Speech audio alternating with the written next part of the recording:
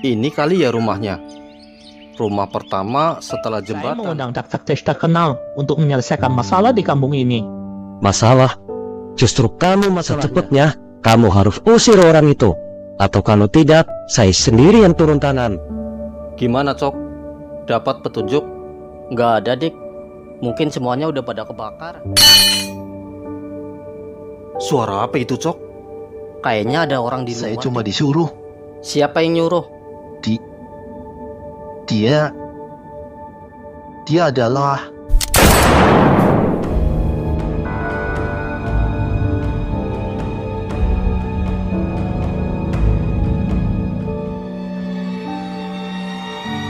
kok mukanya jadi keras begini, Neng?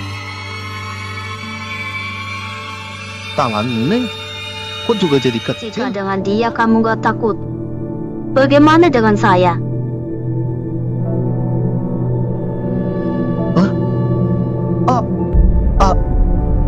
Sih. Satu hal yang ngebuat gue ragu sama Pak Dion. Apa itu, Cok? Dan jika dugaan yang lu bilang benar, berarti ada salah satu orang yang menjadi dalang dari semua ini. Dan kemungkinan dia adalah...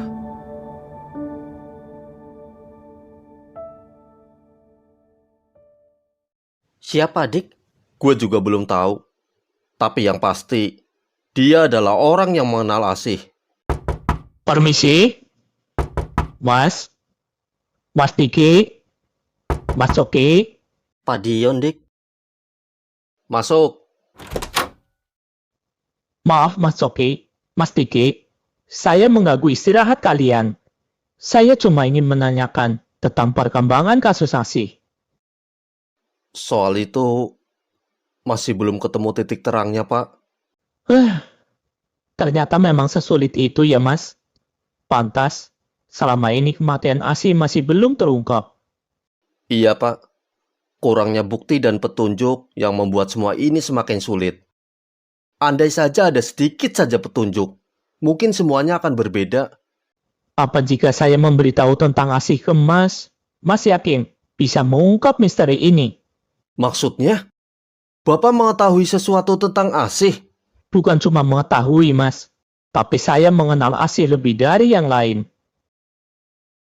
Sebenarnya, Asih dulu adalah mantan pacar saya, Mas. Kami menjalin hubungan lebih dari 5 tahun. Apa?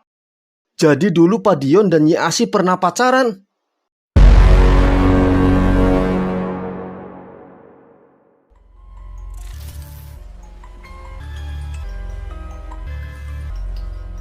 Jepang merupakan negara yang terletak di kawasan ring of fire. sama seperti Siapa yang ketuk pintu? Jepang seringkali Alami bencana gempa bumi. Ya, letusan gunung. tunggu.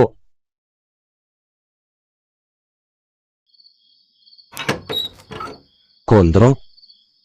Ada apa kamu kesini? Saya ingin menyampaikan tugas yang Bapak berikan. Oh, yaudah. Masuk.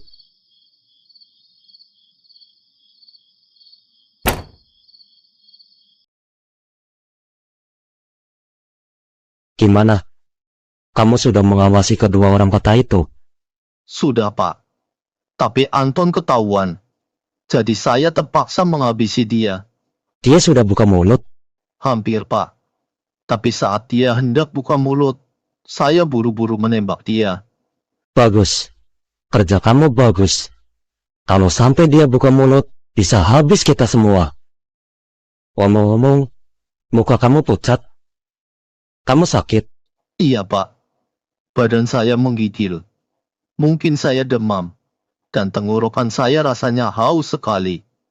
Boleh, saya minta minum. Boleh. Sebentar, saya ambilkan.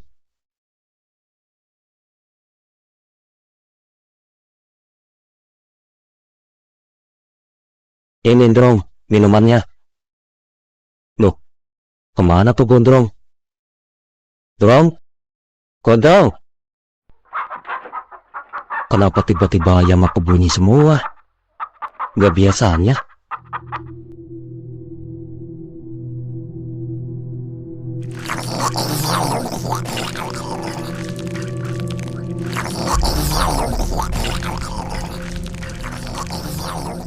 Gondrong, Kamu ngapain, Drong? Saya haus, Pak. Tenggorokan saya terasa panas sekali. Kamu sudah gila? Kamu baru saja meminum darah ayam, tahu? Iya, Pak. Saya sudah gila. Saya gila gara-gara Bapak. Apa maksud kamu, Drong? Bertahun-tahun saya mengabdikan diri untuk Bapak. Saya bahkan sudah melenyapkan banyak orang demi untuk membuat Bapak menjadi kades. Tapi justru itu malah menjadi kebodohan saya yang terbesar. Nyawa saya lenyap begitu saja. Itu semua karena Bapak. Drong, kamu ngomong apa, Drong? Tenang, kita bisa bicarain ini baik-baik. Kamu turunkan parang kamu. Gak ada yang perlu dibicarakan. Bapak harus tanggung jawab. Jika saya mati, maka Bapak juga harus mati. Enggak, Drong. Enggak. Saya nggak akan mati semudah itu. Maafin saya, Drong. Kamu yang memaksa saya melakukan ini. Percuma, Pak. Peluru nggak akan mempan terhadap saya.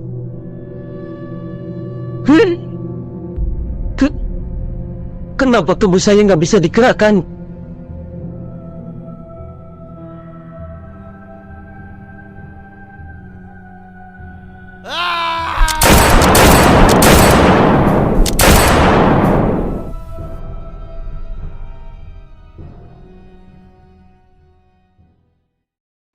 Jadi dulu Pak Dion berpacaran dengan Nyi Asih dan Bapak pergi ke Amerika, meninggalkan dia yang sedang hamil 1 bulan.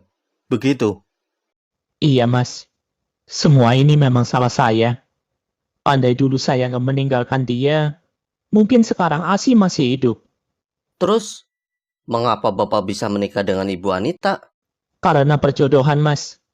Ayah saya dan ayah Anita adalah mitra bisnis. Mereka sama-sama memulai usaha dari nol. Dan dengan usaha mereka juga, akhirnya keluarga kami bisa sampai seperti sekarang.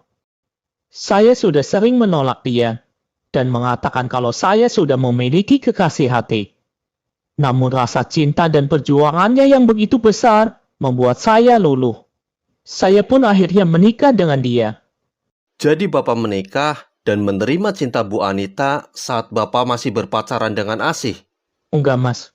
Setahun setelah saya tahu kalau Asih sudah meninggal. Apa sebelumnya Bu Anita mengenal sosok Asih?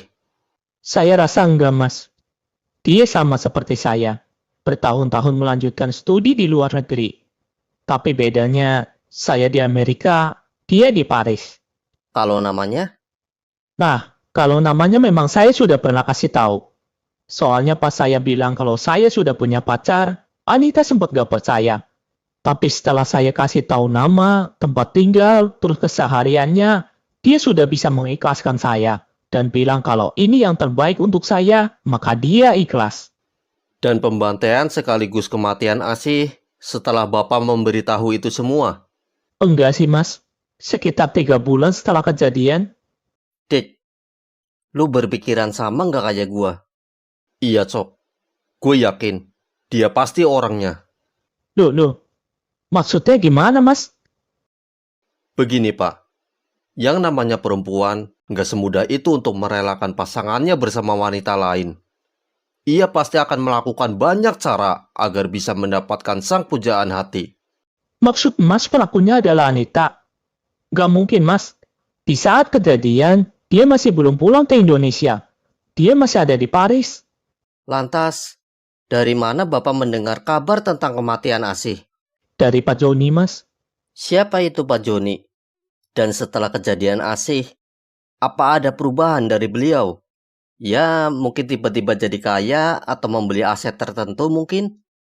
Jadi kaya sih enggak, Mas. Tapi kalau jadi kades iya. Dan saya juga bingung.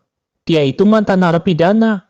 Dan hampir semua warga di sini sangat membenci beliau karena sikapnya yang arogan. Tapi kok tiba-tiba dia bisa jadi kades dan punya uang lagi untuk mencalonkan diri.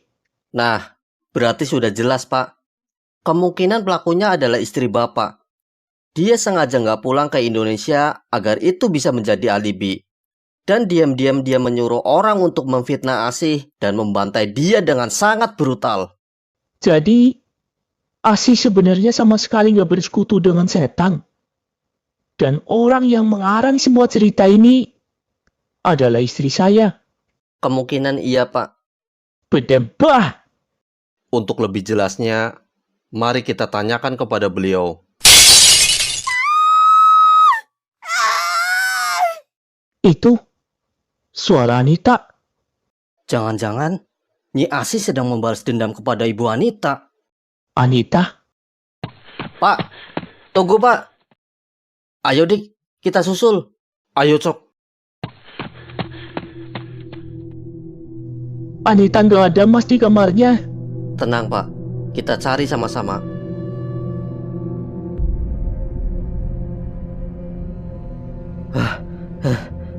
Di dapur gak ada. Di atas juga nggak ada. Terus gimana nih Mas? Dia sedang mengandung. Saya takut terjadi apa-apa sama dia. Bapak tenang. Kemungkinan Bu Anita sudah nggak ada di rumah ini. Asi sudah membawa dia ke suatu tempat. Tempat di mana dulu dia dibakar dan dibunuh hidup-hidup.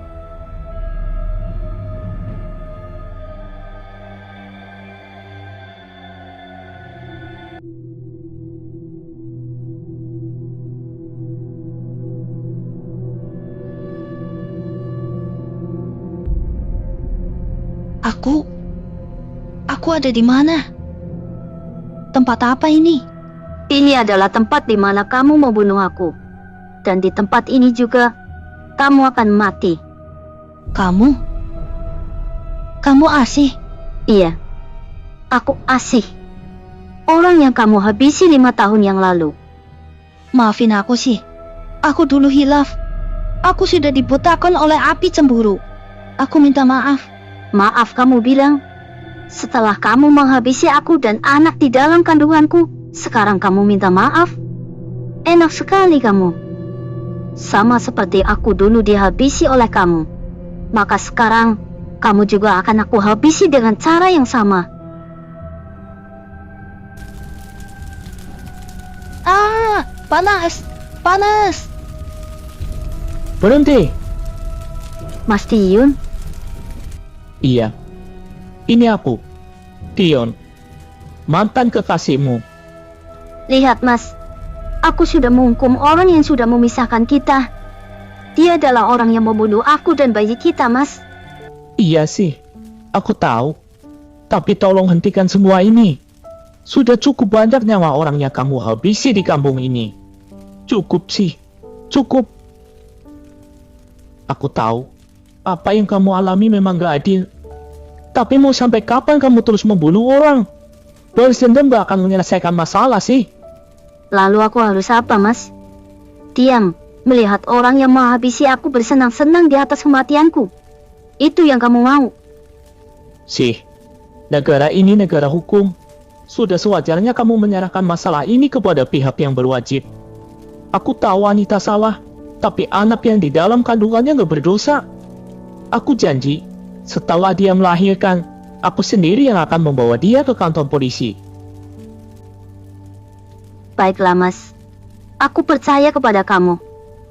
Aku minta maaf jika kelakuanku sudah membuat kamu kecewa.